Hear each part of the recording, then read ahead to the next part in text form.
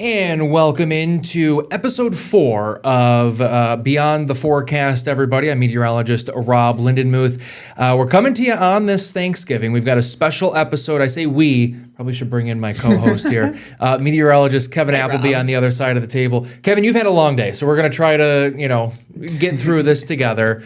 I think we can do it. I think we can do it. It's a special hour-long episode this week, so if you think that we're talking a lot, that's probably why. Yeah, exactly. But speaking of I just want to, you mentioned long day, Rob. Mm-hmm. I can handle it because I just got back from a 5-day break. There you go. I say we are because I was at my alma mater, Penn State, and that's like our rallying cry. We are Penn State. That's the response. Okay. Went to the football game. Super duper cool.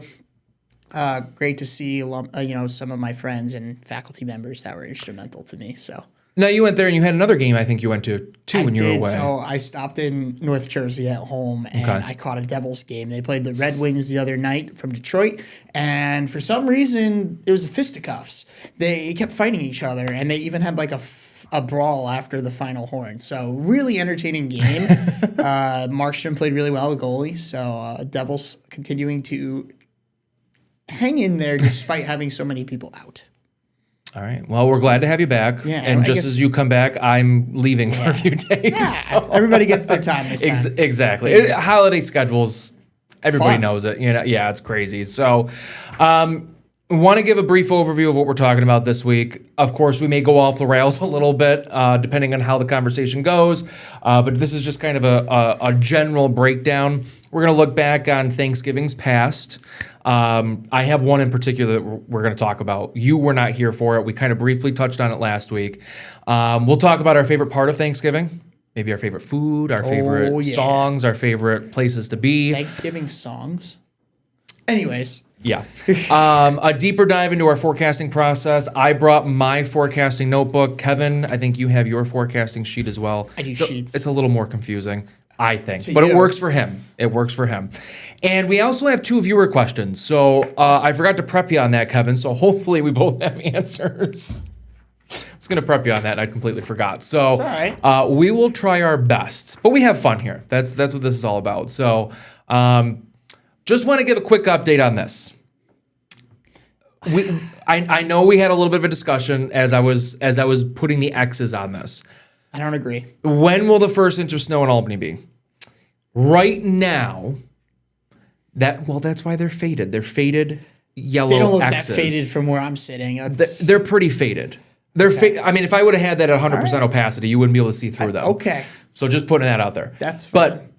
And they're not red. If it was the big red X, then we're, out. It's not looking super optimistic, I'll put it that way, that me, Matt, or Alyssa win this one this year. In fact, none of us might win. But we're watching a storm, potential. And there's always the chance that the lake effect on Black Friday. That's true. I know lake effect locally sometimes is always tough. I just don't trust it. It could snow 1.5 at the Albany airport, and downtown gets like a couple But this flakes. is for the airport. No, I agree. So I was saying an inch and a half at the airport, downtown gets some flakes. Yep. Like it could be one of those lake effect setups. So that's why I was adamant on the faded orange X instead. I just wanted to make it look different. But also, I mean, so we're going to briefly touch on winter storm forecast timelines again, like we did. I think we did that last week or the week before, because we are now getting into really. We're seeing those being posted a lot more. Oh, yeah. Of, hey, there's a storm. Hey, there's a storm. There's always a storm 10 days out. But how many of them actually happen? So we'll kind of talk a little bit more about that on kind of what goes into how we prep getting you ready for a storm. So with a couple potentials out on the line. But, hey, right now, I'd say you or Jordan looking pretty good. Yeah. I think you guys have the best opportunity. I think based on, we're recording this on Wednesday. Yep. I think based on the data available, I have the best chance. However.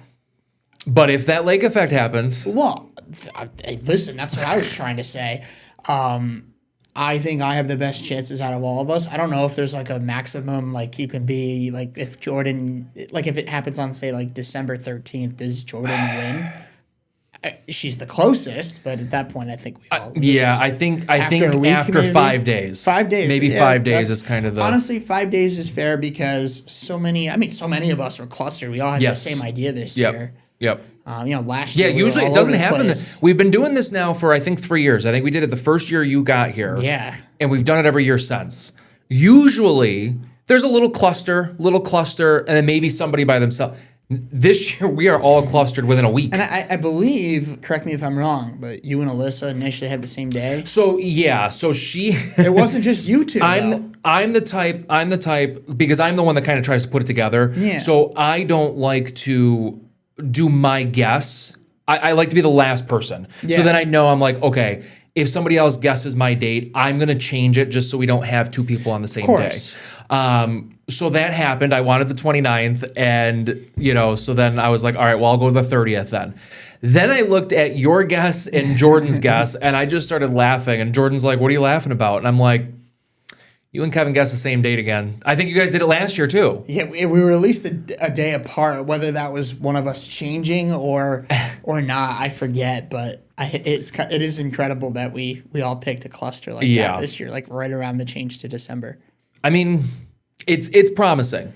It looks cold, but I mean, at the very least, it looks cold next week. Yeah, I was looking. We could talk a little bit more about this in our forecasting sheets, but I was looking at. I don't have the one from today, but I was looking at the one this morning, and now day 8 isn't on my 7 day on. So what would that would be? It'd be this coming Wednesday. I still take the data down. I'll talk more about why I do that, even though it's not on the 7 day forecast. I'm like, wow, if this was verbatim, I'd be going in the 20s, 30s, like low 30s. Even Thursday. Thursday's even colder. Yeah, so this looks cold. Yeah. I mean, nothing crazy. I think we need to stress that because it's not anything that's necessarily out of the ordinary. We're used to this cold. It's not like we're talking about high temperatures in the mid-teens. That would be unusual for this time of year. Yeah. However, whenever you get it for the first time. Yes. And especially when it's here for a couple of days. It's not just a one-day thing, you know? Right. So I think this is like cutting circulation off of my arm, so. Don't do that. That's why I'm like. God, don't do that. All right. Anyways, quick update on No Shave November. Kevin, I don't know if I told you the number, but I know you were looking when you were gone. Just keeping tabs on it. There's the QR code. Thank you for everybody who has donated. Yes. I mean, we wouldn't be able to make it to where we're at if it wasn't for you. As of last check, this is Wednesday afternoon, the day before Thanksgiving, $6,100. Whoa! So we are $1,900 away from our goal. Our goal is $8,000. That is by November 30th. So we've got 4 days. I think we can get there. There's been a lot of generosity shown over the last week, in particular. Not the folks that donated before weren't generous, but it just seems like people are, okay, they're getting close to the end of the fundraiser. Let's help them out. I've seen a lot, and I appreciate everybody. Some are donating in honor of a loved one that lost their battle to cancer. Some are just donating because cancer sucks. I mean, we all agree with that. I appreciate all of you. I put my donation in. Kevin, you put yours in. And I know a lot of folks probably going to be happy come this time next week. We're not going to have these anymore. It was a good run. I got to be honest with you. A lot of folks have been saying that I look very good with this. They said it last year too. I remember that. I do agree. But Kevin, I can't stand it. I can't stand the way it feels. It's like there's another layer on my face. And people are like, oh, you need the beard oil. You know what I love? I love how I don't have to put on as much makeup. Me too. I'm just like, me too. Like you can save money for that. Yeah. But I'm like, there's just not skin on there's skin. It's just under, right? It's down there. But it's covered. And this is pretty much like the only time I can try to grow something like this because I mean, pretty much since like halfway through college, I've been, shaving at least once a week. And and you got to be clean shaved. It's you're putting on the view for the viewers. And unless you show up like Casey Cants. Exactly. Yeah. If you already have the look, that's one thing. But changing a look Wish I sometimes knew is a that little, ahead of time, I didn't know that. I didn't know that. It's funny though because people say I've got patches here, but I've come to learn they're not actually patches. The hair there is just white, so I am showing my age. Sometimes in weird lighting, I'm like, eventually it's going to actually be true. But yeah, you're a lot younger than I am, so you've got a little bit more time. Yeah. You've got a little bit more time. All right, let's go on because I'm sure you guys are sick of hearing about beards. But hey, it's for an important reason. It's for an important cause. So that's why we're talking about it. It's our last push to try to get some money for the American Cancer Society. I think we can get there. I really do. Thank you. Exactly. I cannot express that enough. It's Thanksgiving. By the time this is airing, what better way to give thanks than to give to a good cause? All right, Kevin, let's talk about Thanksgiving 2024. So I ran the numbers earlier this week. Last year, temperatures, the high was 39. The low was 33, so really not a whole lot of a diurnal range. The reason for that is because it was a wet Thanksgiving. I think it started off with rain for many of us, if I'm not mistaken. I think it started with rain. I gotta be honest with you, Rob. I think so too, but I was not up here. Oh, that's right. That is right. Okay. But it was all rain. I do think in the morning, because I remember making like Thanksgiving pies and stuff, getting ready for Thanksgiving. I'm pretty sure it started off with rain. Then it went to snow. And it was like that heavy, wet snow. Well, we got almost 4 inches of snow. I was going to say, you're not getting 3.8 off of 1.16. No. No way. So, no. If it was a drier snow. But also, I think half of that might have been rain. Yeah. Obviously, it's hard to determine the average. It changes. Thanksgiving changes every year. And you'll notice that this year's forecast is blank. That's kind of on me because I was going to change it before we came on here. We were forecasting, meaning Alyssa and I last night, we were forecasting 41. I don't know if you changed that at all this morning. Well, if you're going to put me on the spot, I did go 42. Guess we'll see what happens. It's one of those things where it doesn't look like temperatures are going to move too much. Yes. It's going to be windy, snow showers, especially north and west early. And then probably maybe just after dinner time, depending on what time you're eating dinner. And dinner can be early. I'm eating 2-3 o'clock, so it's going to be after dinner time for me. But when you're eating dinner 5-6 o'clock, that's when things might start to make their way into the Hudson Valley, unless they've changed significantly since yesterday's data. But sometimes with these, I don't think they change too much. So no. Accumulation locally, not a big deal tomorrow. It's more so tomorrow night and then during the day Friday. Friday's a bigger. I was saying this morning, Friday is a bigger deal. Yeah. Not only is it colder, a bit windier, in theory. I mean, it might end up being like 3 miles an hour apart, but it does look to be slightly windier, at least from what I was looking at. I think as the winds shift, it's easier it's the too. Shift, because it's more favorable for us to get lake effect snow and some upslope. And it's more favorable for the stronger winds. Yeah. Right down the Mohawk Valley. So Friday's more impactful. Not a nice day. And I don't think. I mean, I've been trying to stress this all week. Like, it's not a huge impact. We've seen this before. Yeah. But if you are out and about, there might be some blowing and drifting snow. Might reduce some visibility. Now, if they're further west of Albany, I think that's a little bit of a different story. That lake effect could be a little intense. I've been alerting my family because they're stick around out there. They're on the south shore of Lake Ontario, most of them. So I'm trying to let them know. And it's funny because they're in that. And if folks are familiar with Western New York, they call it the 104 corridor, and that is pretty much the area of their north. You're usually getting hammered with lake effect. South of that, it's always depends on the exact setup. And I've got family that live right on that 104 corridor. And I was like, all right, where you are, it's looking like maybe a half a foot. But where your sister lives and where your brother lives, 20 minutes east, they're looking like a foot at least, so. The lake effect, like the gradient or the distance where you go from like no snow to a ton of snow is probably subjective. It might be the most impressive thing in all meteorology. It is. It's seriously like astounding. And you could have like the bigger cities, Buffalo, even Syracuse. And Buffalo, I do want to preface this. Yeah. Buffalo gets all the hype. It's usually just south.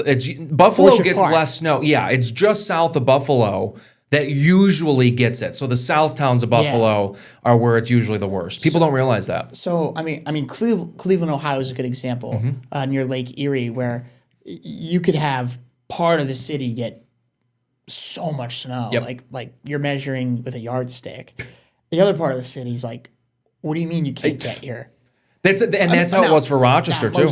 Most of the folks that live there know, but I've heard stories that like the people move to the area and they're like, no, I can't get into work. I literally can't get to work. Yeah. And the person on the other line's like, it's sunny. What are you talking about? It's like, nope, not up the road. It's just, I'm astounded by it. I'm in awe. It's crazy too because lake effect can be that way. Yeah. You could be under an intense band and literally a couple miles down the road, it's sunny. Yeah. And you're like, the weather people are saying snow. Like, where's the snow? Lake effect is so incredibly difficult to forecast. It's incredibly difficult to forecast 100 miles away here in the capital region. So can't imagine out there. Yeah, I mean, and out here, I think it might be even worse. You're not getting the amounts that you do out west, but out here, subtle little differences in the wind is going to make a huge difference on who's getting an inch and who's getting nothing. So, but similar to out west, I grew up in it. One of those things where crazy. Well, this is going to take us to our first break. Don't go away. When we come back, we're taking a look back on the few Thanksgivings. We'll talk about the coldest Thanksgiving on record. And then we'll talk a little bit about our favorite part about Thanksgiving. Maybe we'll look into some Thanksgiving songs. Don't go away.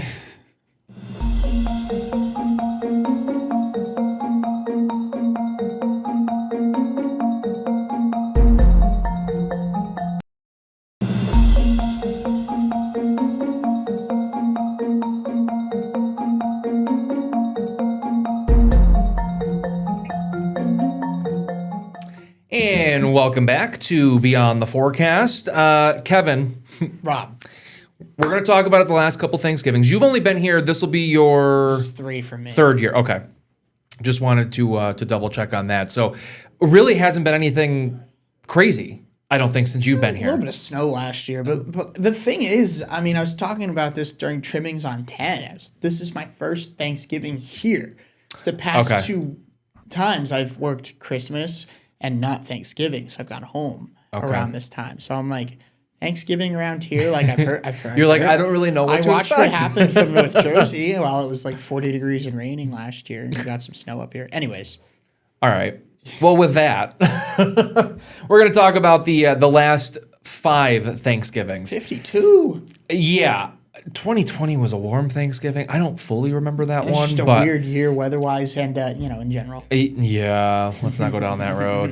And then 2021 was cooler, 40. Actually, the last 5 Thanksgivings, 3 of them haven't been too bad. Upper 40s to near 50. That's slightly above average.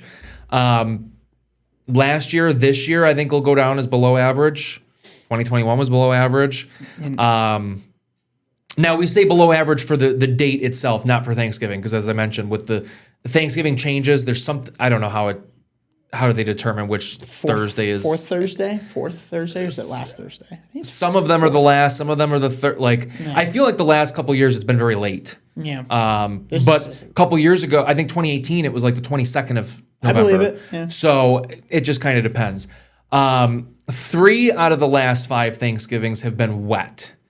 So whether that's snow or rain, I think we've only had 1 snowy Thanksgiving in the last 5 years, just looking at the data there, the temperatures.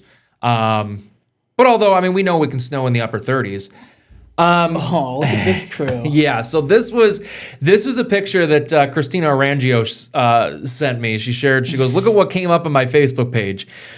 This was Thanksgiving morning. 8? And 8 degrees was our low temperature. I remember dew point -5. I remember when we hit 10 degrees, I was like, hey guys, we finally hit the double digits, like we're going places. The winds weren't remarkably strong. You can kind of make it out there, I think 9. northwest at 9. But the wind chill was 5 below. So you think you've had it bad out on the weather deck, Kevin? This day was horrendous. Like, I've been out there in colder. it was unbelievable, and we had snow on the ground. Snowpack. I think we'll see. Yep. So a few inches of snow fell in the days leading up to Thanksgiving. I thought there was a lot more on the ground. There wasn't as much as I remember, apparently, looking at the data from the Weather Service. High pressure built in from Canada dropped those temperatures Thanksgiving morning. Like I said, we were 8 degrees in Albany. I think outlying areas were probably close to, maybe slightly below zero, especially if there's a little bit more of a snowpack. The high temperature reached only 19 degrees. Oh. It tied the record for lowest high temperature for that date. Wow. So I couldn't figure out when the last time that it was. I think it was in the 50s. But per Thanksgiving, and I looked up the records, it just gave me that year. So I don't know what the record was before that, or what the record year was, because obviously it was 19. We were forecasting 21, so we were not forecasting much warmer than that. Right. It was a cold day. That's Average incredible. temperature for the day, 13 and a half degrees. That was nearly 25 degrees below average. Oh boy. Yeah. Yeah. And I do believe that was, it was a cold November too. Actually, it was kind of, I would probably classify it as similar to this November, because there was some warmth in the beginning, and then there was this really, really cold snap. And then the end of the month was... It got even colder. No, it was close to average, actually, the end of the month. We did kind of ease up a little bit. But I would say like upper 30s, low 40s. So... That's easing up compared to 19. Exactly.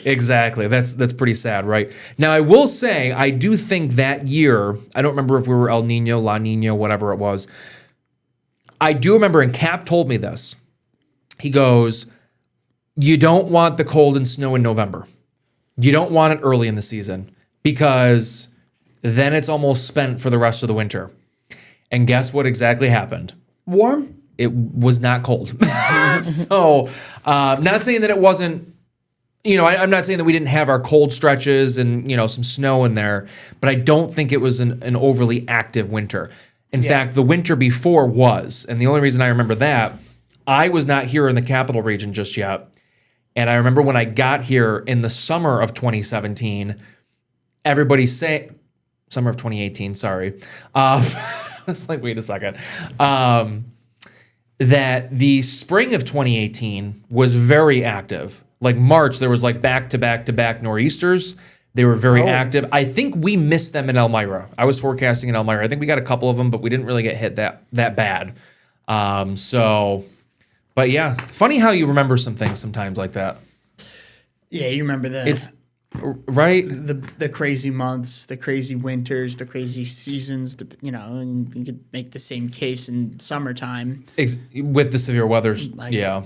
Good example. I remember summer of 2021 being particularly active with severe weather. So at least where I was in Central PA. I think here too, because I think that was the year we had the tornadoes in Stillwater and Schaghticoke.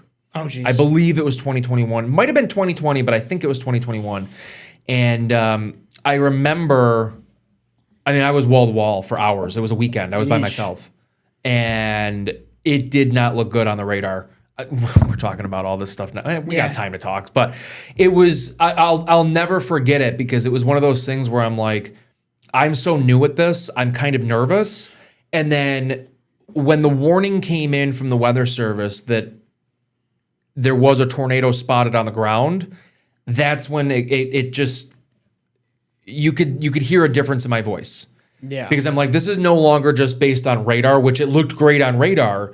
This is, somebody has seen it. Yeah. And now we are in like full on mode. We are not going away until this is, done with. So there was some damage. Thankfully it wasn't crazy, but that's good. Yeah.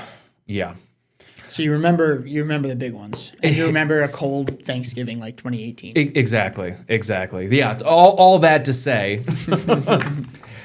All right. So there's nothing on here. That looks good. It just looks good, right? A good spread there. It's probably all fake, but it looks good. No, Maybe it's not fake. I think Barron had their own trimmings on Yeah. 10. A ham, though, that's an interesting choice. I've I know seen some it. people do a Thanksgiving ham. Yeah, not me, but I'm not I a get it. huge ham person. I That's don't all right. mind it, but I'm not a huge I ham feel like that's person. a Christmas one for me. I will have it at Christmas, but that's about the only time of year that I want Yeah. it. All right, what's your favorite part of Thanksgiving? Do you have a favorite part? A favorite part about Either, like Thanksgiving? food, Yeah. places you go. I mean, it's food. You gather with family. Obviously, you're grateful for everything, and I'm not trying to say that that's not a big part of it. But I mean, what sets apart Thanksgiving is the uniqueness and the effort of the food that is served. And there's just so many good things you could eat. I mean, we saw that on Trimmings on 10. I've never been here for that. Really? Like, Yeah. you've not been live for it? I've I mean, not. it No, makes I've always worked Thanksgiving morning, so I'm always Right. too late to actually be part of the Trimmings on 10. But You got to be here the day before, like me.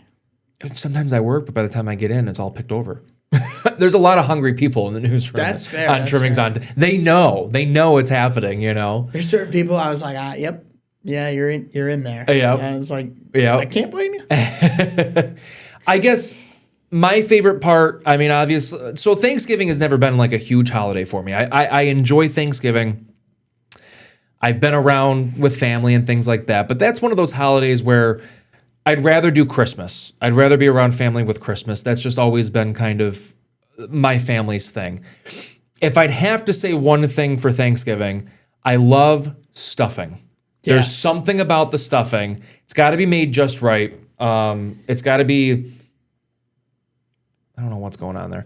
It's got to be a little crisp, like on the top. Okay. And I don't know, do you like homemade stuffing or do you like the box? So I'm picky, Okay. and I don't even like stuffing. Real? Oh, I thought you said you did. I thought you just said you did. I said I like the food, but I didn't Okay. say which food. No, I thought when I said stuffing, you're like, yeah, that's a good one. I think it's a classic Thanksgiving, and I think I had a little bit of it today. I didn't mind it. I'm not in a hurry to get that one off the main dish. Like, That's fair. I'd rather fill it with like mashed potatoes and whatnot. Okay, so I will like the mashed Gravy. potatoes, homemade, right? Mashed potatoes or mashed. So yeah. my mashed potatoes, they've got to be like hand mashed. Okay. That's just and they have to have like little chunks of potato, like for Thanksgiving. That's what I look for. And they're not chunks. It's not chunks. It's like just little That's how you described it until just now. little pieces of potato in there, just from the mashing. You can't say chunks and then say, well, not chunks, because I gave the reaction. Not chunks, but just like little pieces. That with the gravy. I mean, I smother everything with gravy. Yeah, That's just gravy. That's why I brought in gravy for trimming. okay. I wasn't sure what you brought in. Yeah, my stepmom, she's got so many good recipes. So brought in some turkey gravy. So you made it. We made it. Yeah. Okay, awesome. And awesome. I have so much left over. I'm so excited. Now, as far as dessert, Ooh, pie. well, yes, but what kind? So my Or just any kind. any kind. Okay. However, my grandma used to make like an ice cream pie. Ooh. Yeah, it was like I remember Okay. like a couple holidays. I got black raspberry ice cream pie or mint chocolate chip ice cream pie. So Huh. good. I don't know if I've ever heard of that. I'll have to make those because they were so good. That sounds really good. Like both of them, I would good. finish off pretty easy. How about you? Well, mine might not be a more conventional one. I know people usually go for like pumpkin or apple or cherry. I really like pecan pie, and I'm probably going to get roasted for the way that I pronounce it, but because I know a lot of people say pecan, but I've always said pecan pie. It always grossed me out, but then my stepmother's stepmother came up from Texas one year. Connection. She brought her own pecans. She would yell at me if I was saying pecans. She brought them up from her house, and she made this pecan pie. And I was like, I don't know if I really want to try it. Like, it always has kind of looked weird to me. I tried it. Let me tell you, Kevin, I instantly was like, this pie is amazing. Never mind, it's great. Exactly. Never mind, it's and great. I was like, can you make another one so I could take home with me? And she did. Oh, that's awesome. There was just something about it. And I do like a good cherry pie too, but pecan pie is... Apple pie with ice cream. Apple pie, not a huge fan. That's I all will right. eat it. I That's will all eat right. it. Ice cream makes it better. Chocolate cream pie.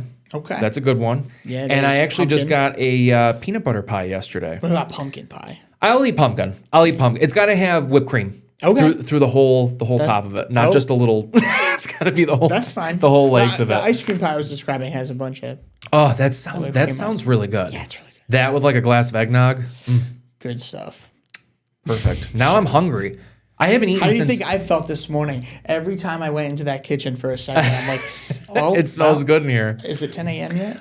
I haven't eaten since Monday. Can you believe it? What? I'm kidding. I told John Gray on Monday. He tossed me, and I was like, "Oh, I'm hungry, but I'm not eating until Thanksgiving now." And he thought it was serious for a second. I thought you were serious. I was like, "No, I gotta eat." But tomorrow morning, I'm not eating a lot.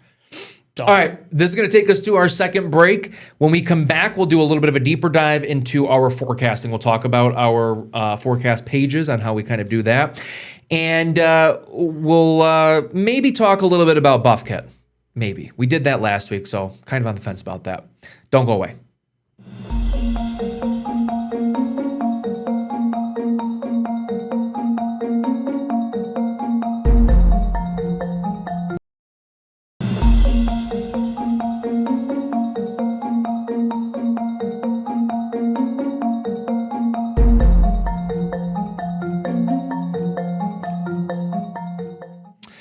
And welcome back to Beyond the Forecast. So I say we're going to take a little bit of a deeper dive into forecasting. Not quite sure what I mean by that because I was going through my graphics here and I'm like, okay, that's one thing that I didn't queue up. But we'll talk a little bit about the winter forecast timeline. And I think we'll be able to talk a little bit about that. Then we'll go into our forecast sheets. Kevin, you're looking a little tired over there. I know. We're going to try to run through this. I'll do most of the talking for you, so you don't have to. Listen, it was 5 days off. I know. It's hard to stay on the sleep schedule. That's all. It is, and I don't envy you and Matt. And I say you and Matt, like you guys are on the morning show, so like I do not envy you guys at all. I couldn't do it. Sometimes even if I was working for Cap or now Alyssa. That's a weird sleep schedule too. So it's like it gets it's different. It gets funky. So, all right. So I just want to preface this with we've already talked about this, but I do want to do a deeper dive into it because we've been seeing a lot of people posting about storms 10, 15, 30 days out into the future. 30? 30. You've seen the snowfall forecast for Christmas. I just can't. I can't with 30. Come on. And people put that out there. And they're like, "Oh, that looks like a white Christmas," and it's like, you got to give some background on it for starters. A credible person will give background if they're posting a map like that. They will give some background. I would not post a map like that, even if I was thinking that it was like, "Hey, we're trending towards a snowier pattern." I'm not posting a map like that. No. Because there's people that are going to misinterpret that. It's going to get shared. And people are going to not really understand what you're trying to show. So usually we'll start to pay attention 6 to 8 days out. If you start to see something showing up on the models, you're like, okay, it's got our attention. We're kind of watching it. And I think we have a storm system now. Is it in that 6 to 8 day range?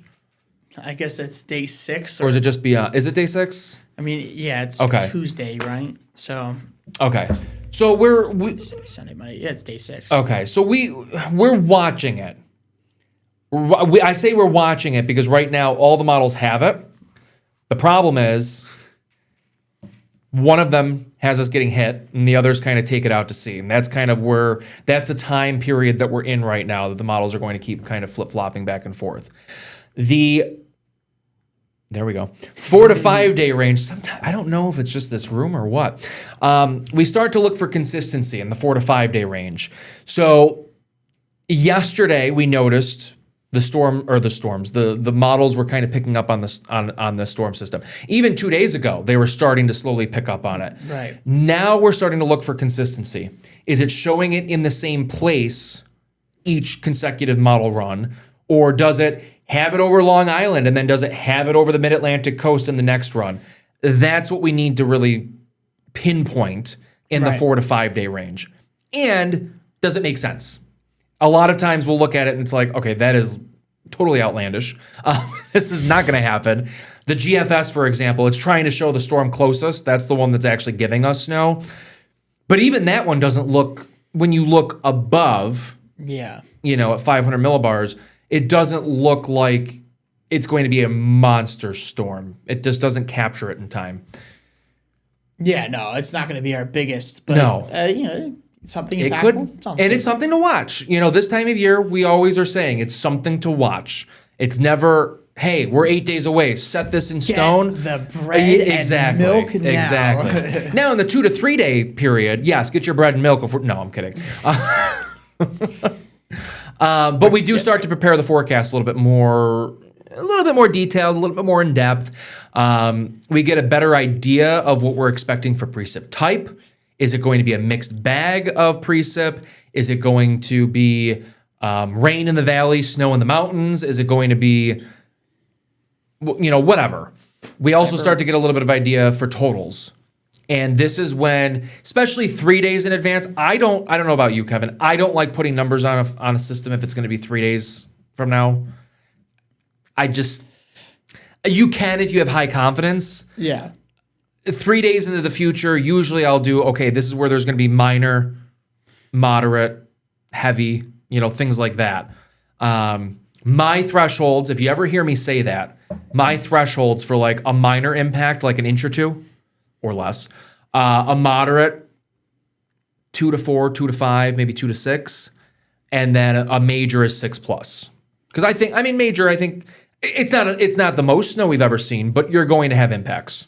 Right. It's higher up in terms of not being able to commute, not being able to just traverse the roads in general. Like the plows really got to go to work in a major. And it's not like you're just gonna be able to jump in your car and go. You got to brush the car off. You got to do a little shoveling. So we're gonna have to start doing that soon. Maybe this will be the year without snow. Kidding. I can only hope. No, because then it would be boring all winter. It'd be boring. I'm not sure what you want after hearing those statements. I don't want any snow. And then 0 to 1 day outlook or timeline, that's when we really start to identify the specifics. The timing, when is it going to start? The location of, hey, Berkshires, get ready, you're going to get the worst of this. Or, hey, it's the Adirondacks, minor things here in the capital region. And then the overall threat impacts. We'll have the timing of the impacts. Hey, it's going to be worse between 7 a.m. and 10 a.m. It'll lessen up a little bit in the afternoon or, vice versa type of a thing. So I think that's always fun. That's just my 2 cents on that. Now we're going to talk a little bit about our forecasting sheets. Do you want to go first? Or you want me to go first? Either or. I'm curious how you're going to do it. So all right. So you'll see. Yeah. Okay. So I didn't want to do it with a picture. The only reason why is because I am a visual person. I want to be able to point at things. So I'm just going to kind of show you my sheet here. And I'm not really going to go into a whole lot of detail because you probably aren't going to understand the full length of what I'm talking about here. So this was my forecast sheet for last night. These are the different model. These are the temperatures that they're forecasting here. These low temperatures, you see 6, 7, 8, 3.4. Those are temperatures in Celsius. And those are at a level of about 5,000 feet above our head. You start to see the negatives down here for Thanksgiving. And then for Friday, again, 5,000 feet above our head. This is kind of my buff kit chart here. And buff kit we talked about last week. It kind of explains on how high you're going to be mixing into the atmosphere, how much wind you're going to see, or how much wind potential you can have. And then we also can get a temperature from that as well. We look at all of the mixing layers, heights, wind speeds, temperatures, things like that, and it's all the raw data here. Then, this part, if I can get it right, I point at a map that's not behind me. You would think I'd be able to do this. I can't circle it. But where you're seeing the mostly cloudy, if you can even read that, that's the final product, and then that was our final forecast temperature. I'm trying to circle it. I can't do it. Hopefully y'all got a laugh out of that one. Maybe next time I will do a picture. But I like to point because if I'm not pointing and if I just put a picture of it up on the screen, people are going to be like, what the heck am I looking at? you're going to have no idea what you're looking at. And so I like to kind of explain things a little bit. I'm more of a visual person as opposed to a, hey, here's what we do. So I know I've shown this before. It just kind of lifts the curtain just a little bit. We're not just looking at the models. I think everybody writes it down, right, Kevin? I mean, you do it a different way, so we'll show you yours in just a minute. Yeah, I don't know if I literally write it down, Rob. But we all have them to look back on. I mean, I have this. It's my notebook. So I mean, it has forecasts all the way from October 22nd. I just started a new notebook at the end of October. So we can look at it day to day, see if things changed, see if there's significant changes, and if it's just a fluke or if it's just or if it is a trend. So with that, we're gonna send it over to Kevin because you do have a little bit of a different forecast sheet here. I don't understand it. I try to. I do look at it because you leave it for us on the weekend. Yeah, I do. So at least we have some data to look at early in the week. So I'm just going to flash it up real quick, and it might be so hard to see because the numbers are really small. I can see them. The date is in the top here. So basically, that's a lot of numbers, and then I write the end product at the bottom.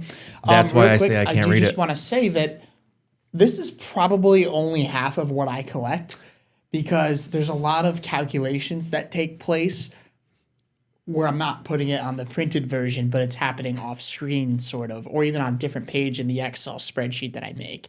And that's why I say that this is only half. For example, Rob was talking about those 850 temperatures, those temperatures in Celsius, 5,000 feet above our heads. Let's see how close I can get. So when I forecast several days in a row, which has happened a lot lately. I've been working a lot of normal shifts. I can get, it's really tough to see. Lift it just a little bit higher. There you go. Those gray numbers underneath the bigger numbers. The little one to the right. Yep. Yeah, those are the change from the previous day. And I'm going to take it back a little bit more because it's shaking and probably unfocusing and focusing. But I really it's always tough, especially I just got back from a trip. So I really needed to freshen up this morning. But it's really nice when I come in, tomorrow morning, for example, I'll be able to just take the data as normal. And I coded it so long ago so that it automatically just compares it to yesterday. And I can see the change. It'll throw a little minus sign if it's colder. It won't do a plus sign if it's warmer. It'll just do that's just kind of the universal, that's right? Excel for you. But yeah, I mean, here's the thing. It looks like a lot of stuff. I take the same temperatures above our heads that Rob does. We do some mediograms by various models, ensembles, which are pretty much multiple members of a particular model. If you take the typical American GFS model and you tweak the physics and calculus behind it 30 times in 30 different the starting ways, point just a little bit. Starting point, yeah, it'll start to diverge into different outcomes. So the ensembles kind of capture that mean. Now, a lot of times the weather doesn't follow the mean. We know this. Otherwise, our jobs would be a lot easier. But I look at that. That's just a source, especially in the medium range. I'm not going to use ensembles for tomorrow, for example. Well, unless there's a big spread. Yes. Then you try to the model's surface temperatures here, because it's not always about the air above our heads, although that is highly influential. Pressure, surface pressure, 1013, the mean surface pressure is lower than that, higher than that. And, I should talk about this, and then I will fade. So, full screen? Yeah, sure. So, it's really tough to see, and I apologize, but this section here, the averages? That's the averages. Yep. So, all the numbers above, there's little sections of them. They're separated by the horizontal gray lines. Each one of these sections, right? I find the average down here, too. So I just go full nerd mode, pretty much. I get the averages too, because I think. But you calculate it every time. I do. Yes, I do it manually. I'm just a manual person. That's just how I've always been. Now I coded it a year and a half ago to find the average for me, so I never mess it up. So that's another thing. The margin for error is a little bit there. Yeah. Because if I tweak a code on accident, I did that one time. Luckily, it was for something that wasn't too significant. But either way, that's a potential with what I do. But for the most part, the nitty gritty math, I don't have to worry about it because I coded it once a year and a half ago.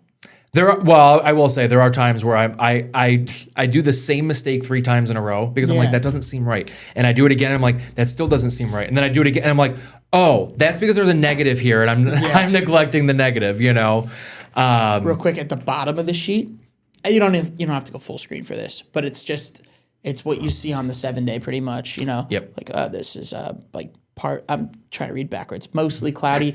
It also does a little bit of METAR code, which is like what the airport will like send to like an automated thing. Well, it's funny that you do that. We could go through METARs sometime. We could do that. We could talk about ensembles. I think that's a good thing. I'm actually going to write that down because people write that down. Ensembles and METAR. METAR would be cool. We don't talk about METAR a lot, but that's where we get the data. Like that's where our temperatures are coming from. That's where our high temperature for the day. It's reported via the METAR. So. But also the oh shoot, I was gonna go somewhere with that with the METAR. How I write it. Oh no, CAP. Remember? Yeah. He used to do the symbols. So there's symbols. Yeah. On different things that mean partly sunny, mostly cloudy, thunderstorm, snow, heavy snow, rain. Like when you first start working with him, you pick it up quick. It is an older school thing. I was taught it in school. Same. I don't. Okay, so you were still I was. okay. But it's not something that I use on a daily basis. Right. I don't think I've used him since he left. I don't know. Me either. Me either. You look at surface analysis, sometimes it pops up, but it's also like it's not the biggest thing. No. So, anyways, all these numbers lead to the forecast you see on your TVs. Well, with that, Kevin, we are going to head to break. We've got a couple questions from viewers, and then we're going to let you guys go to your Thanksgiving. So Don't go away. Don't miss the questions. Maybe you'll see your name.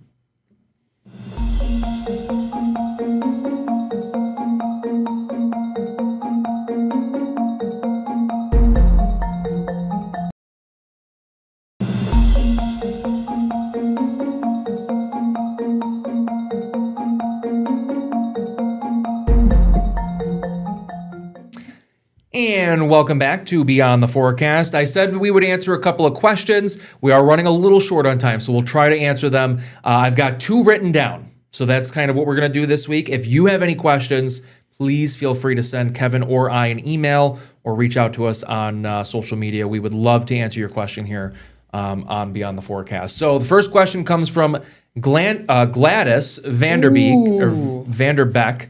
Can you explain the difference between wet snow and dry snow? Based on how excited you just got, Kevin, I think we're going to let you take this one away. Yes, because I actually had a project on this in my senior year of college. Okay. Now, we knew the underlying reason of why it happens, but it was just to kind of measure the snow ratios, and you might hear us throw around the term snow ratios. And what that means is, let me set the stage here. So a lot of times during a rain event, especially the bigger ones, we'll get, if this was all snow, how much would it be? Yep. That's a loaded question because it's not a one-to-one comparison. Mm-hmm. And pretty much what that means is if it's borderline snow, if the air above our heads is just marginally below freezing, that's a wet snow. It starts to melt a little bit on the way up, but it's very much packed with water.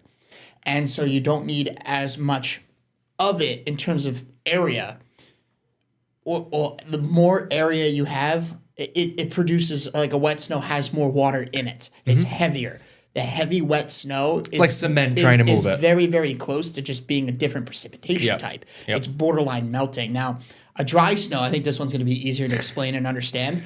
Dry snow is when it's really, really cold above our heads, and to an extent at the surface too, but it's more so on the snowflake. Snowflakes are way up there. Sometimes lake effect is classified by a drier snow as well. Yeah. Most of the time, actually. So that makes sense. So if it's so much colder than freezing, where these snowflakes are falling for most of their journey down to Earth, the colder it is, they get filled with more air. Like the individual snowflakes have more air in them. So they collect much more efficiently, which is why certain cold setups, you might see us throw out some higher or wider ranges. Like I remember we did a 2 to 5 one time, I think my first winter here, and everybody was like 2 to 5. And I'm like, listen, it wasn't just me that was standing up, but like, because the air is so cold, you're talking about the difference between maybe a 1/10 of an inch of rain between 2 and 5 inches of snow versus in a wet snow setup, a 1/10 of an inch of melted rain could be the difference between about 5 or 6 inches of snow. It might only be, it's a very minor amount. Right, Rob, you agree with that? Yeah. And I think a lot of the times here, I mean, I think we've done like a 10 to 18 range before. Yeah. And that's because, I mean, and at the end of the day, the impacts are going to be the same. You know what I mean? That's kind of how we think about it. Like, if you get 16 inches or if you get 12 inches, you're still going to have the same impact. So 10 to 18 kind of covers it. Get out of that. When there's a big nor'easter, sometimes you do that. I'm trying to think what I was going to say. Sometimes the air can be too cold and too dry. Yeah. Where the snow doesn't accumulate efficiently. We have had that many times here where it's, without going into a ton of depth with this, there's a lot of different types of snowflake. Dendrites, needles, yes, cones, cones. Right? That is one, right? Sometimes we get the needle form here, and it just does not accumulate. You would think that we should get 3 to 5 inches, and we're lucky if we get 2, because it's just not efficiently. We're not in the dendritic growth zone in the higher elevate, above our heads. You want to kind of be in that range. There's a particular range where you want the snow to grow, and if it's above that it's growing, or below that, you don't get the maximum effect of that snow. And kind of related to ratios, Rob, I remember a couple of episodes back you mentioned the sleet storm. Was like 5 inches of sleet. That had to be so much. That was like a 3 to 1 ratio. Yeah, I think we figured it out. That was like a 3 to 1 ratio. So 5 inches of sleet, what, 1.5 inches of rain, and 1 2/3 from that ratio. Yeah, it was. If that was in a colder setup. Oh, I don't even want to do the math. It was that I don't even want to remember that, because that was just horrendous. That probably hurt to witness. Like, you're wasting all this water. And we were waiting for it to switch to snow, and I'm like, I don't think this is going to switch. I remember sitting at home and I did like a video, because you could just see it bouncing off of the, Ding. Oh, it was terrible. Sleet. It was terrible. Sleet. And then there's been times. Sleet. I don't think anybody really likes sleet. I could be wrong on that. Maybe. If you like sleet, let us know. So this is more of a generalized question. Have there been any historic blizzards for Albany? This is from Dave Gabba. And I was going to bring in the sheet that we have hanging in our weather office. We're going to broad brush this because we are very short on time, but maybe we will go more in depth with this next week or in a future episode. I'm just going to write that down really quick. Because, yes, we have had impactful storms here.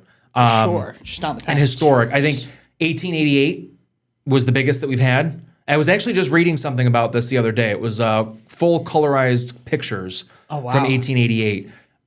There were places that had 40 to 50 inches of snow. Things were shut down from like Albany down to like Poughkeepsie. Like railroad was halted. You just couldn't go anywhere. Imagine I-87 with 40 inches of snow on it. You didn't have snow plows, so you were using animals to try to clear Wow. And the streets, the one picture I saw, I mean, they were talking about 30, 40, 50 foot snow drifts because it was blowing. It was a legitimate blizzard. There you have it. If that happened now, I don't even want to think about it. I don't either, because we would be shut down for a while. They said, was it telegraph? Is that the one that you beep? Telegram? That, maybe it was that one. Yeah, telegram. I wasn't alive during then. Kevin likes to think I was. But you have I knew it. You have the lines for that, basically like our power lines almost. Those were down. So think about communications just being like shut off. Hard to believe in this day and age, right? We're so dependent on it. Yeah, we're so plugged in. So it's crazy. It's crazy. Yeah, I wish we had more time because we would talk more about that. I do have that written down, so we will make graphics for, maybe we'll do like a top 5 biggest snowstorms in Albany or something. Find some blizzards too. Maybe we'll get some footage or, try to get some footage or something on some of them. We'll talk about ensembles. We'll talk about METAR stations. See, we're getting all these ideas with this hour-long show. Happy Thanksgiving, everybody. Yes. Thank you for watching. Eat up. Yes. Eat. Don't stop. Well, eventually, but You'll have to. I know I will be eating my fill on Thanksgiving dinner. Just remember, if you have any questions, please feel free to send them our way. Me or Kevin Appleby will be happy to discuss them on this show, and either email us or send it to us on social media. Until next time, keep looking up. Happy Thanksgiving, and we'll see you next week.